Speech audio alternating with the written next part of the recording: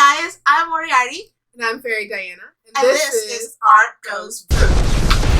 So, basically, we decided to start this podcast to talk about everything that is art form. Okay, so that means reading, cooking, painting, writing, photography.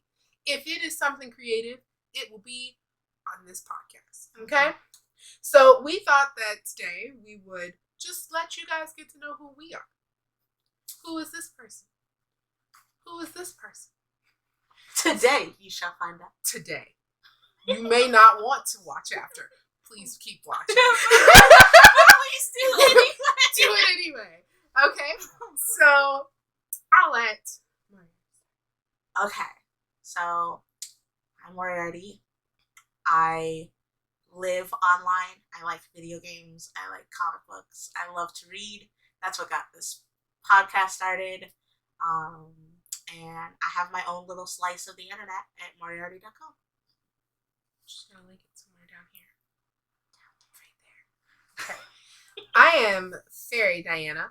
I just got that name because I dragged her onto the internet. She did. I am not an internet person. I like to stay under my slice of life, under the internet. I'm not friends with Google or Book of Face or the Twitters of birds. Just kidding. I do have social media, but it'll be under Fairie Dianna moving forward. So, about me, I love to read as well. I am a huge movie person. Key to my heart. I love sci-fi movies, horror movies. Love horror movies. Horror movies. That is a bond right there. So, obviously, we're going to jump into that eventually. I love cooking and photography, which is one of our duo hobbies. I have pictures of her. Boop. I have pictures of her. We like pictures of each other together, you know. And then, yeah, I like music. I sing, and I like to write. I'm working on a project that will never be finished. But no, I love all art forms, and even if I can't do them, I love to experience them. That's part of being cultured, you know? So that's basically what this podcast is about. It's just exploring the rainbow of art forms in all of their glory, whether that be trying new foods, cooking new foods, listening to new music, checking out new art pieces that we found or people have, posted, enjoying our own art forms and telling you guys our experiences. Just a fun time. Fun time. That, and you get all of this craziness 2 for $1, 99-cent sale. In one just spot. One spot. One time a week. Yeah. You can don't sit even down. have to travel for this craziness. You thought that you needed to pay $50 for a comedy ticket. You were wrong. Just dead wrong. So you will get all kinds of fun stuff from us. I know that there's a lot more art forms than we mentioned. Wait. So when you said $50 for the ticket, my brain was automatically like, we'll save you a lot. And I was like, will they get that? Are they local? If you don't know what this is from, if we can find it, we will insert it in this moment right here. Remember, we'll save you a lot of money. But oh, good old commercials. They get you every time. Shit. I know that we didn't kind of obviously do an in-depth dive into all the art forms that we're going to, do, but you will see them as we do them. We'll always give you a heads up on that. And since we've started with reading, because it is one of our common hobbies, we're going to give you a little bit of information about ourselves, our reading preferences, and what we're starting with. So I'll give it back over to Okay. I guess we'll talk about books then. So I guess we're going to talk about like our reading preferences. I love smutty erotica romance. Like, it's like my one true love.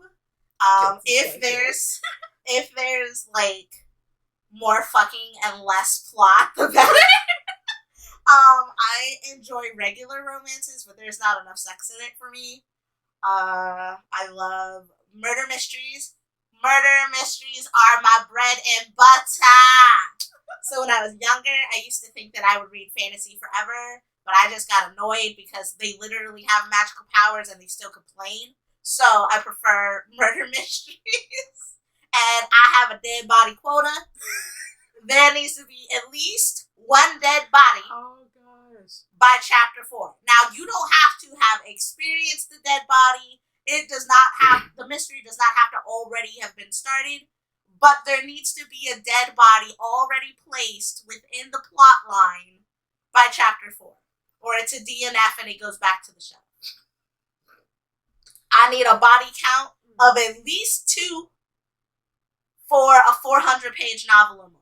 Okay, for the people who don't know what those abbreviations was, could you tell them what that was? DNF is did not finish. Just so that you know that there are some books that we may read but not catch our attention.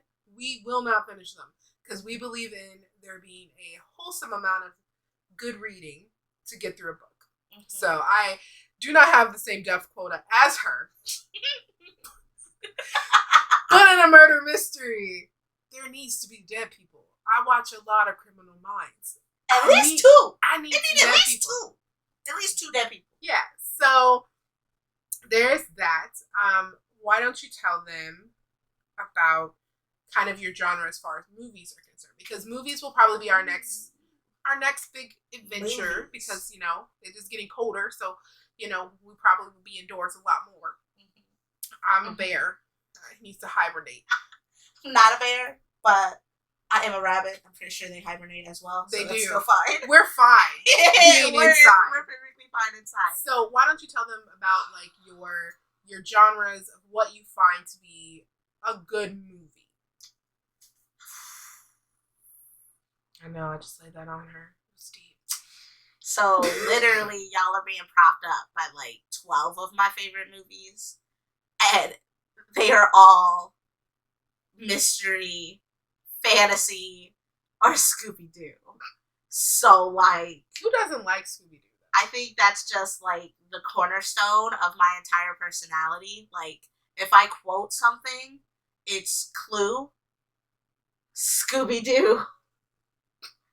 Insert any movie. Literally any movie. So, lately, it used to be The Reluctant Werewolf, but now it's literally Zombie Island or Boo Brothers, and just back and forth, back and forth. I can tell you today alone, I have used 5 Boo Brother references. So, and I love scary movies. I like cheesy 80s teen slasher horror films. So Scream, Halloween, Friday the 13th. I am to participate in a movie or 2 that doesn't fit in that genre. I just don't do gore porn. I like my porn written. I prefer not to watch it, and I prefer it to be non-violent. I like my porn written. Can we get not that? stirred. That needs to be like single-handedly put at the bottom of the screen. I like my porn written. That's gonna be our first quote. Quote of the day. Quote of the day. Porn written. Not stood. Not stood. So, okay. So I guess I will kind of tell you guys what my genre of reading and movies are. I am very similar to her in the beginning of her preference of reading is I love myself some erotica. I mean, you give me it's always the quiet ones you gotta look at. You really do. It's my guilty pleasure. I read it by myself in my room, in my dark place. But I love books that have like a lot of meat to them. So like for me, I don't need like the unnecessary things. The necessary things. I like my books with meat to them. So, like, I'm a person that I like to have, like, a full story. So, like, I don't want it to be like, oh, we met and now we are in love and we need to do all the things. No, I need backstory. I need to know she was traumatized by something. She's got superpowers. She found this life mate situation. And then now, due to the amount of magnetism of his body, she obviously needs to get some. Like, I need all of that. Like, the whole thing. That is one of my guilty pleasures. Something else I truly enjoy is I love books that are complicated. I know that sounds really weird, but my mind is very complicated, so books that I can unravel as I'm reading them is very, very important to me. So my sluttiness over here, okay, with my books, and then complex things over here. I like also young adult readings. I know that sounds really weird because I'm an adult, but there are some really good YA books out there that are just attention grabbers from like the very first page.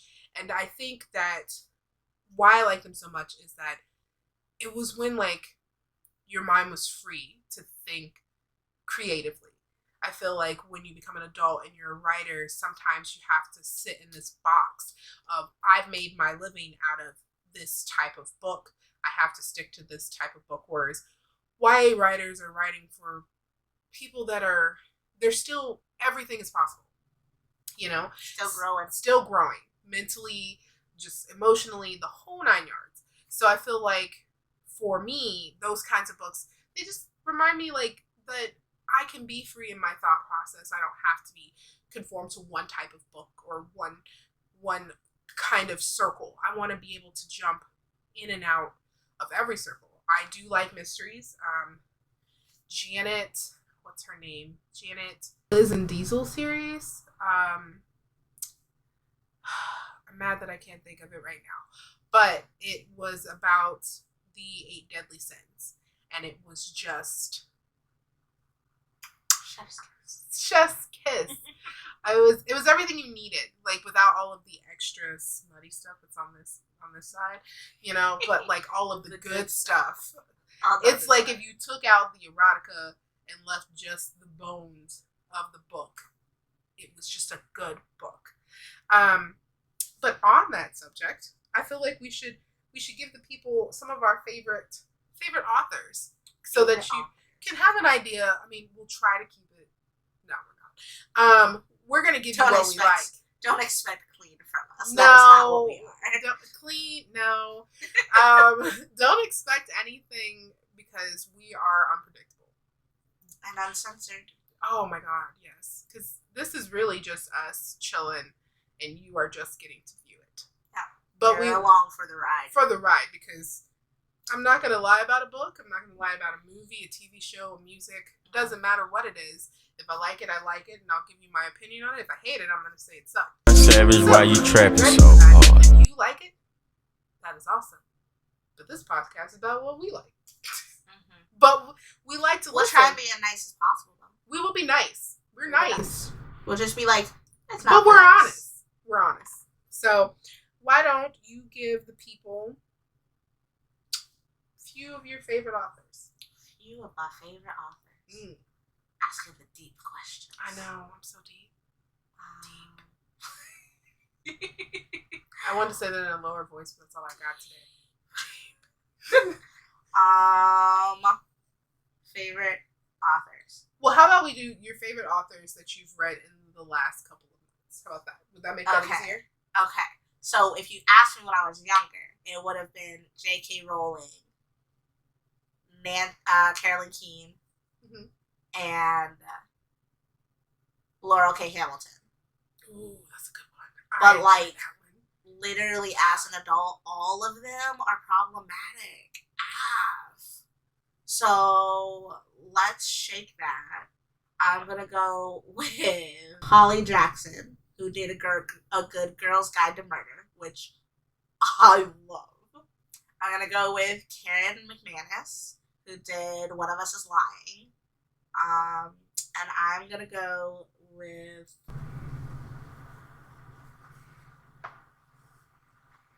I mean, honestly, I'm probably still going to go with Carolyn King. Yeah. Thanks. What about you? So I've always had favorites, like the authors. I'm a series girl, so oh my god, is she a series girl? I love a good series, and my number one author at the current moment is Christine Fahan. Y'all don't know the struggle we had trying to pick a book to do for this goddamn podcast. Why is she trying to introduce me to a series that is 30 books deep? Heard you. Why? Is that a thing that she is trying to do to me, y'all? I have a life. Okay, so I was only going to make her read the first book, which, I mean, if you are a Christine Fahan fan of the Dark series, you will know the first book just hooks you in and drags you down for the rest of the ride. Literally, you don't come up for air. It's just one of those things. You don't come up for air. But that right now, she would be my number one author. In that same genre, I like J.R. Ward, which before we started this podcast, this young lady right here did not know that J.R. Ward is a woman. In my defense. Woman. In my defense, I don't read J.R. Ward. You should. And I have come to realize that anyone who abbreviates the first name to just initials is a pen name for a woman. I'm just saying, J.R. Ward was particularly masculine, and I was not aware. So, as a person who is a fan of J.R. Ward, her Brotherhood of the Dagger series is... Stab. Oh my god, it's so good. Oh my god. So, yeah. No, I'm not going to get into that. My Tell heart's... him a little bit. Tell him a little bit. Okay. So, with J.R. Ward, hers are vampires. But everything, yes. Everything is different about their world. Because they were chosen based off of their abilities to be this brotherhood that was created by the Scribe Virgin. I'm not going to give too much away because each book is one brother's story. The same with Christine Fahan's Dark series. They are essentially vampires, but they are one with Earth, so they're able to transform into werewolves and use the earth to heal themselves. Sound like cheetahs to me. But they drink blood, so they're vampires. Sound like cheetahs to me. We just gonna give you 18 other powers and make you sexy as hell. Yeah, the descriptions do all of the justice to all of these men. Let me just be clear. But my last one would have to be Glenn Showalter. Now, she is in the same genre circle as Christine Fahan and J.R. Ward, but she does not deal in vampires. She does all the other mystical creatures. Ooh. Oh, yes. It is the Nymph King. We have werewolves. We have... I like these werewolves. I feel like werewolves don't get enough love. Oh my god, it's so true. So true. If you have good werewolf books, yes, recommend them below. Yes, please. I feel like they don't get enough love. I agree. They definitely deserve it. I agree because if just a small bit of information right here. Okay. So, did you guys know that most werewolf books are the books that use plus-size women? Very true. That's very true, actually. Plus-size women as their main woman character, whereas in vampire books, the women are very small. Now, I have no problem with no body images. I think that all women are beautiful. Which is interesting if you think about it, because, like, their whole thing is to feast and They just chose might not the be a small lot to feast on Yeah. if you choose the smallest available. Which is why I also enjoy these women's books, because the men are not your typical vampires. They are warriors. So they are bigger, they are buffer, they are sexier. And the women, they have curves, they are smart, it's more than just a damsel in distress, which is a big thing for me because I am all about women power, all about, right? Just there you go. In frame. But it's just it's a wonderful read altogether. But we just wanted to hop on for a hot second and just kind of introduce ourselves. We will be putting out our first official podcast next week on Friday. It's really exciting for us because we have been talking about this for a very long time. 10 years! 10 years! She's been trying to get me in some kind of social media aspect. Decade! So we're super excited. I can't wait because this is definitely something that I've been looking forward to. So stay tuned. Please support. And we will see you guys. Fighting. We will see you guys at our next podcast of Art Goes